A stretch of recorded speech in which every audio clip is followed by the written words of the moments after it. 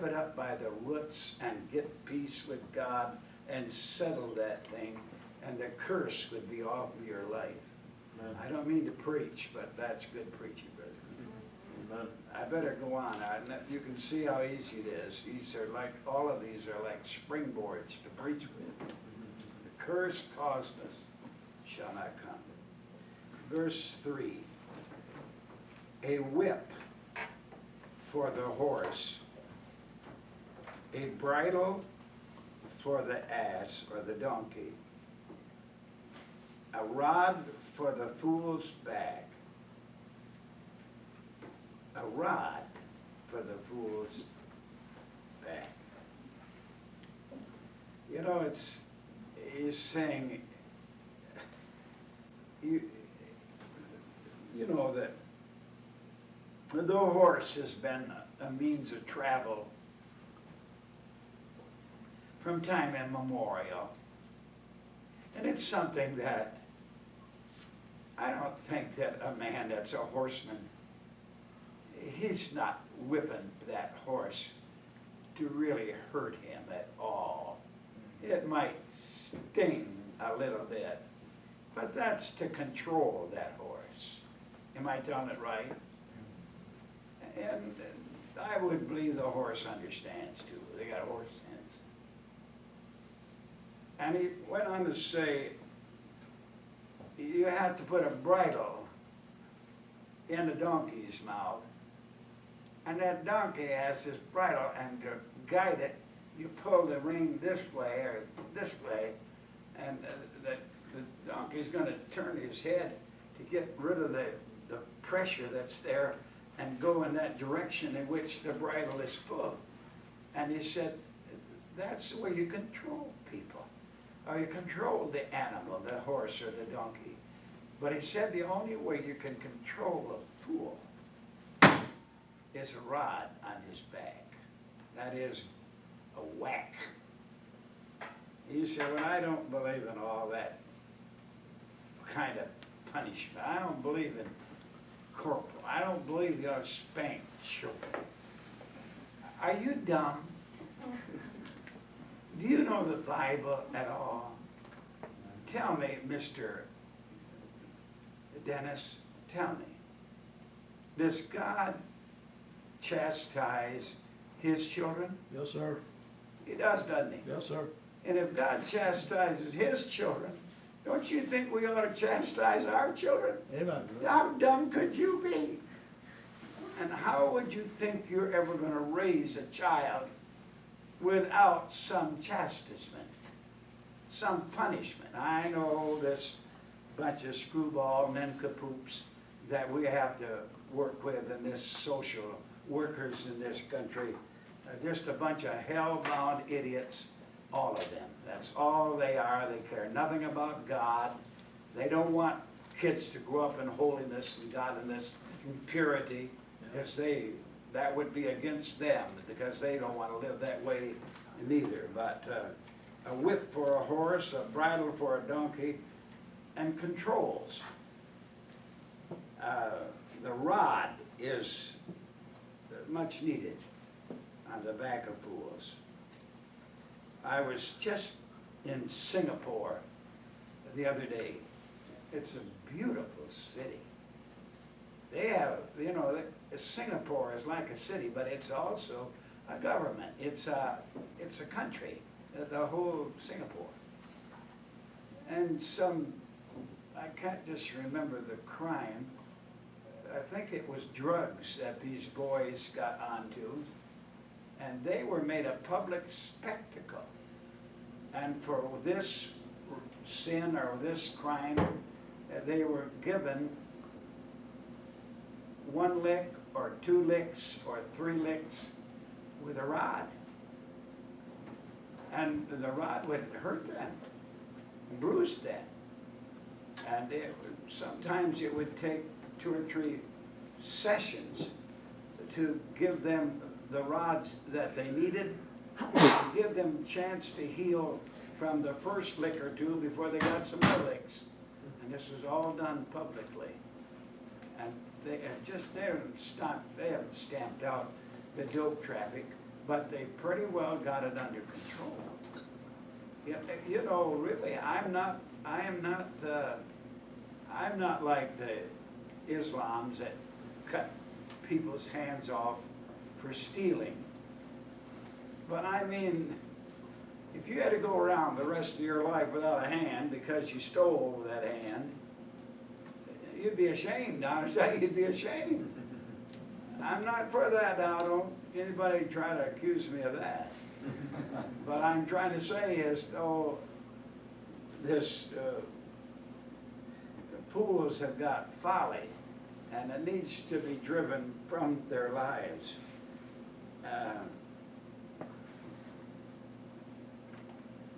He said a whip is for the horse, a bridle for the donkey, and a rod for the fool's back. You know, they didn't have tractors 100 years ago or so. A lot of this work was done by the strength of a horse or a mule or an ox. And I know it seems heavy on these poor animals to have to be flogged and whipped. But it was the motivation of that made them do the work that was entrusted in them to do. The Bible said foolishness is bound in the heart of a child. The rod will drive it far from him. I don't know. I'm sure that God gives you good sense on how to chastise your children. I never took a rod to my kids. I mean, I never took a rod to them. My wife would take a shoe to them, and I'd take off my belt to them. And I suppose, and we had one of those little paddles that had, you know, had a rubber and a ball on it, you'd paddle a thing.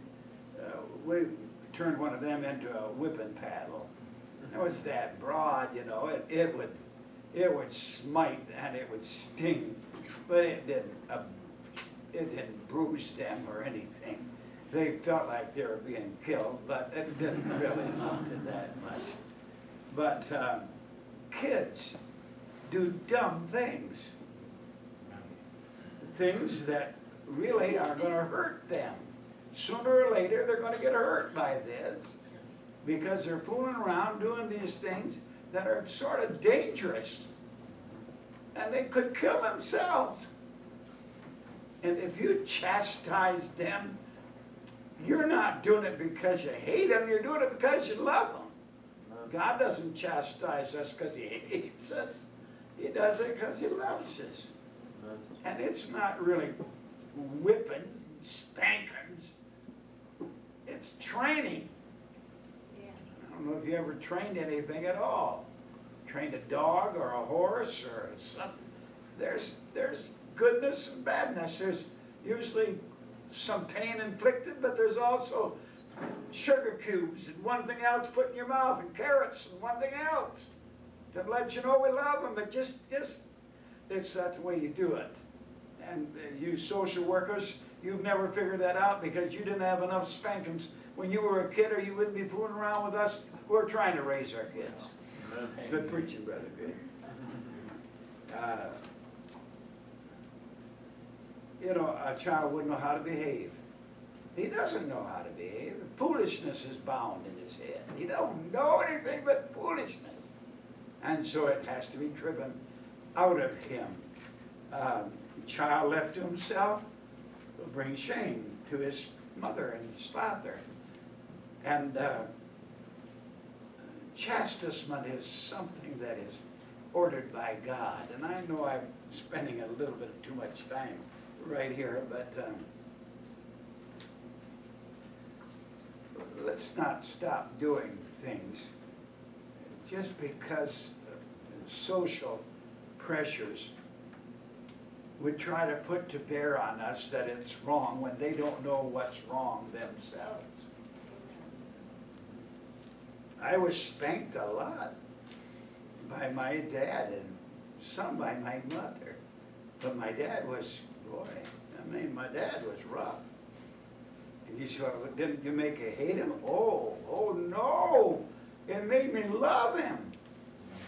I love my dad and mother to this very day. I told my dad later on in my life, I guess because it was too late for him to spank me anymore, I said, Dad, I wish you'd give me some more. Might have been a better man if I'd had more spankings. You can tell, you can just about tell anybody that didn't get enough spankings when they were a kid. They're brats, and they will be brats, and they're going to be brats all of their life. I'm grateful for what I got, and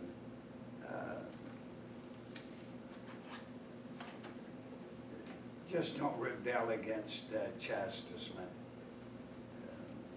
Don't rebel against your parents. You say, well, I'm too old to get. There's some of you here that could still take a whipping.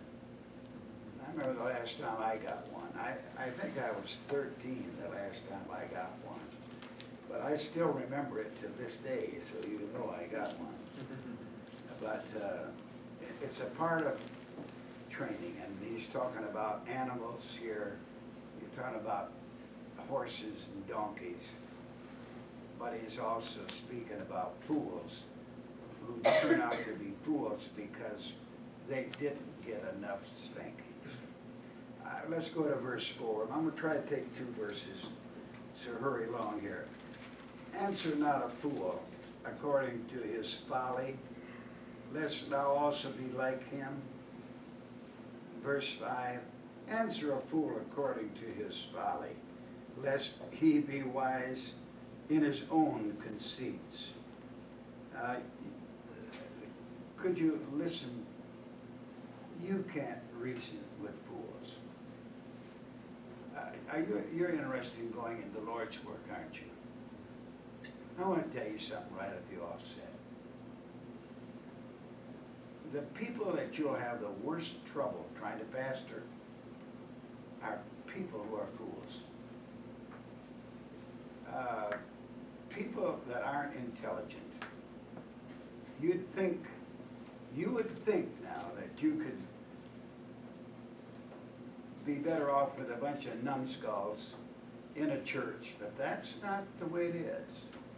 People that are, I didn't say educated, I said intelligent.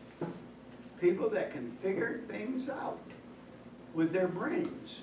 You can pastor them till the cows come home because they know you're doing this for their good. And you're preaching hard against sin, but you're not mad at them. You're just trying to help them. But I'll tell you, when you try to match minds with a fool, you have an awful, awful time trying to convince them of just about anything.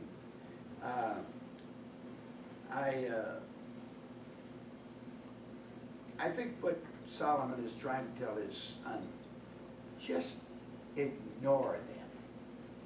You got to give the gospel to everybody. That's a part of this business. But I think that most of you realize, as Paul said to Titus, a man that is a heretic after the first and second admonishing reject. All you really are responsible for is at least 2 or 3 times to witness to somebody about their soul. And if they reject it, that's as much, they can be reprobated and go split hell wide open. I'm not saying that you have to stop at 2 or 3, but Paul kind of reminds us that when you're dealing with hard-headed people and you witness to them 2 or 3 times, that's all you are really responsible. Now, you may not agree with me, but who cares? Really, don't make an issue out of this. I'm not meaning that. But people that are hard to deal with. Their foolishness is bound in their head. We call them hardheads. We call them know-it-alls. Have you ever had to deal with people that knew it all and is cocky? I know all of it, know about everything. But they're dum-dums. Dum-dum. It's really what you learn after you know it all that counts. You understand that? You don't know it all. And don't be a fool, and don't be dense. Don't be so shallow here. He's telling us in our verse here, don't agree with a fool. Don't agree with him. If you ever say, well, okay, you're right, don't you ever do that, because that just builds up his ego and his foolishness all the more.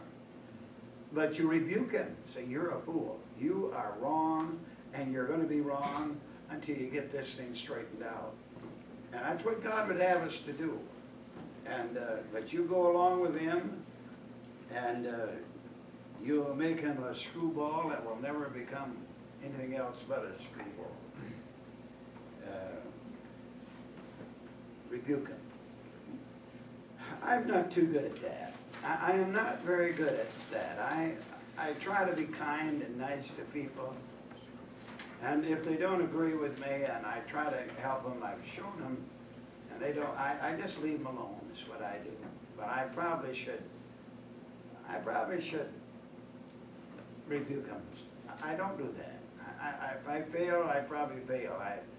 I've always kind of felt like this, Brother Shade. I'd like to leave the door open so the next time I could talk to him again.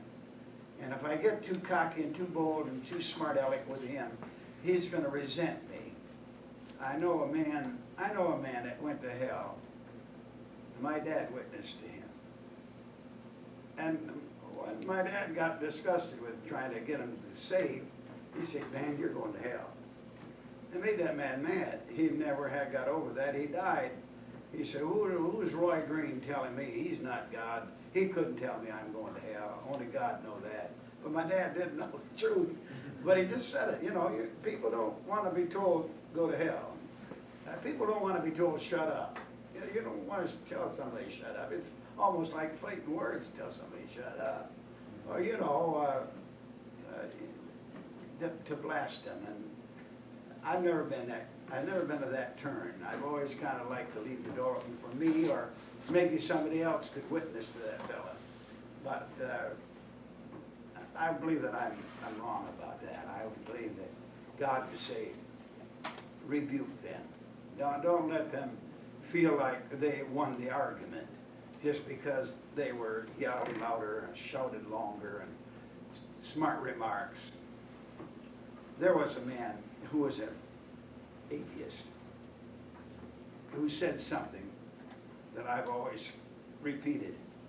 He was an atheist, but he said a smart remark never proved anything. And that was the truth, whether he was an atheist or not. Voltaire said that. A smart remark never proved. And you may be pretty witty. You may be able to cut somebody down with a smart remark, but that doesn't prove anything. And I'm just trying to pass a word to you.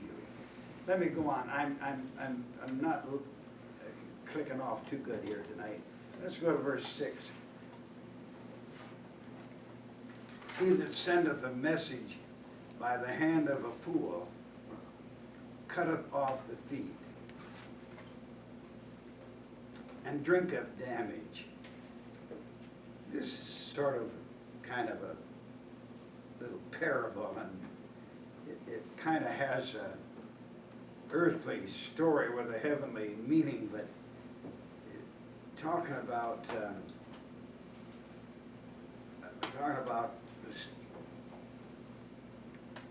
sending a message. In those days, they didn't have radio, and they didn't have telegraph, and didn't have telephone, didn't have cell phones, and didn't have communications of sending messages. They were sent by people, carriers, runners that would run these messages. And most generally it was a mouth-to-ear message. I want so-and-so to do so-and-so. But he said, if you tell a fool such thing, it's like drinking damage to yourself.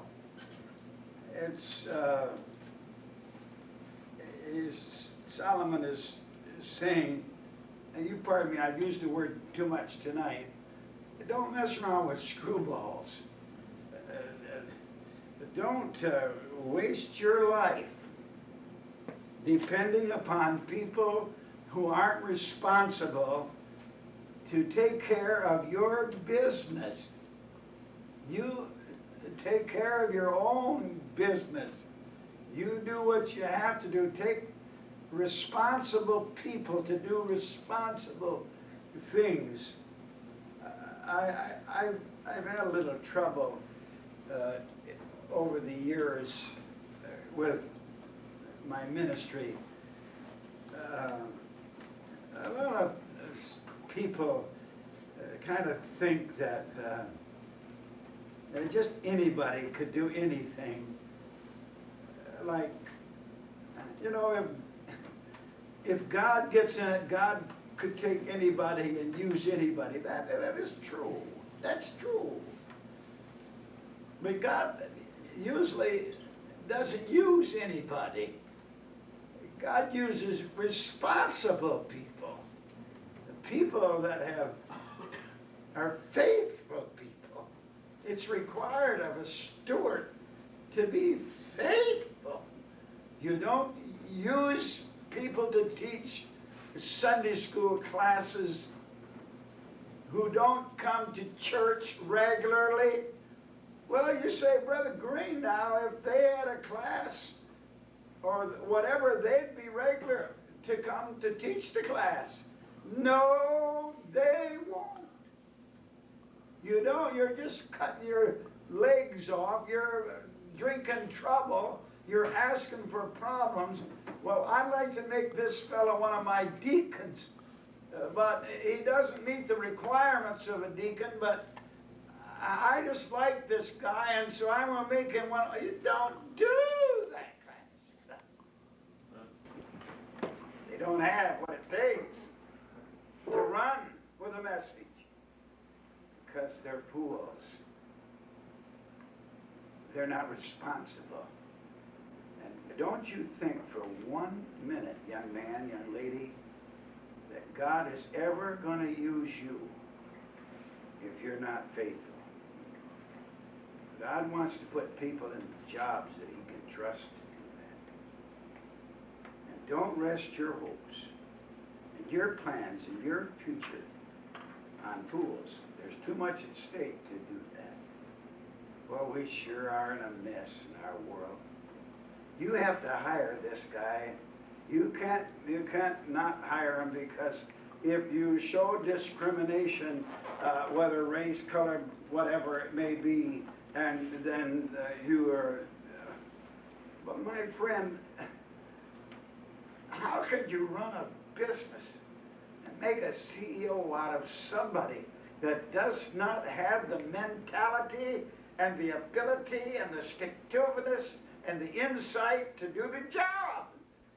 I get so upset over things like that all around about it. Here's a guy that's a queer.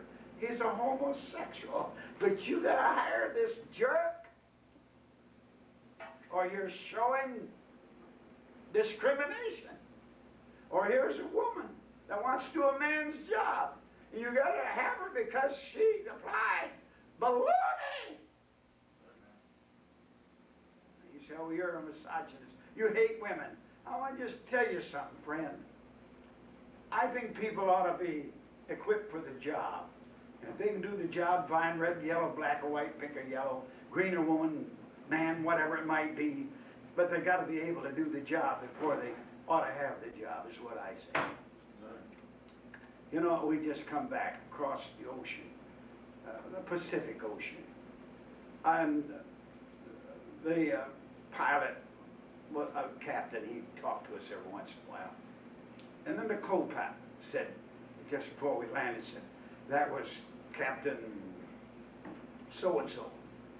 And he is now going to retire from the airlines after 33 years of experience, work. Boy, it made me feel good to think that there was a guy up there in the cockpit when we come into all that turbulence that knew how to put that baby up on top of that stuff. If you were going to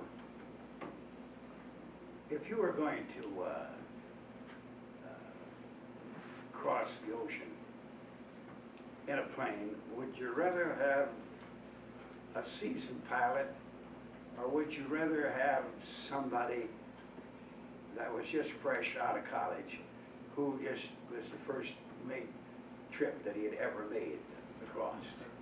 You know, it wouldn't be much of a choice. You'd rather have that old man. And I told that the captain usually stands right at the door when you leave, and I said, I really congratulate you on your 30 years, 35, 70 years, whatever it was. He said, thank you. I could relate to that man. I've been 50 years at this church and 56 years in the ministry. Now, wouldn't you rather sit under a man at 56 years of ministry than a fellow that just getting started? Do you understand what I'm saying? And you're talking about experience. You're talking about people that haven't got legs to run with them. They don't even hardly know what their name is. They're green behind the ears and wet behind the ears, and they don't know. And it's difficult to, like I say, you want somebody faithful to bring the message and take the message. You go to a doctor, this doctor, he's just starting his practice. You don't even hardly know whether the guy knows what he's talking about. I like those old doctors that have been fooling around with this thing for years. I don't care about doctors that much anyway, but it'd be nice to talk to somebody that has maybe operated on appendicitis 10,000 operations, and the guy was going to cut you open and never done it before. That's what he's kind of talking about here, is experience, and he's talking about somebody that would run with a message that has faithfulness and not a fool. And don't put your trust in fools. Let me just say this, and I'm sorry to be so windy tonight. You young people that are here, don't put your confidence in fools. Sometimes your peers, your friends, will try to influence you in making your life's decisions. Don't pay attention to them. Don't pay any attention to them. Talk to your pastor. Talk to your parents. Talk to your school teacher. Talk to somebody that's had some experience. Tell me, Brother Gunning, I'm picking on you tonight. Here's a guy that, his name is Rehoboam. And he just became king. And these old men come to him and say, you know, Rehoboam, if you start cutting taxes, and if you wouldn't put so much pressure and on all of us, just relax us a little bit. Make some arrangements for us to be relieved from some of the tribute money that we have to pay to the government. I believe everybody would fall right in line and serve you, and you'd have a wonderful life. Well, he said, give me a couple days to think about it. So he talked to his, who did he talk to, Brother Benning? The young people he was brought up with. His peers. Did they give him good advice? No, sir. No, they didn't give him good advice. They said, your dad's, let your was it his thumb be as big as your dad's thigh, or will be your thigh big as his thumb? Otherwise, he's saying, your dad whipped you with whips, but we're gonna whip you with scorpions. Ah, kind of foolishness. And they rebelled, and the whole 10 tribes of Israel picked up and said, tut, tut, sutty, goodbye, we're leaving you. We're gonna start our own kingdom. And they started another kingdom up with Jeroboam up in the northern part of Israel, because of this jerk followed his peers. Now you don't have to, I mean, you may have a good boyfriend, a good girlfriend, somebody that you like, but they don't know no more than you know. Talk to somebody that's been down, found the mud holes of life and can guide you around those mud holes. Somebody that's had some trouble and difficulty, learned by his or her mistakes, you can find out some guidance. Don't trust people. It's like cutting the legs off of a runner. He can't do you much good. That's basically what this verse here is talking about in verse 6. And it's past my time. I thought surely I would get 10 verses tonight, but I didn't make it. I'm sorry. That's the first mistake I made today.